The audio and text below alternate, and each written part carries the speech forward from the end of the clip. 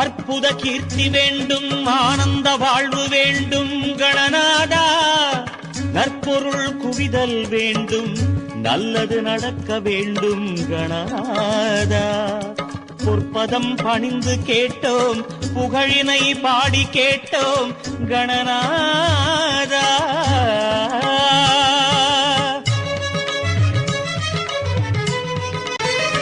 கஜமுகனே விநாயகனே, பிள்ளையார் பட்டி அரசே, எங்கள் கற்பக கணபதியே.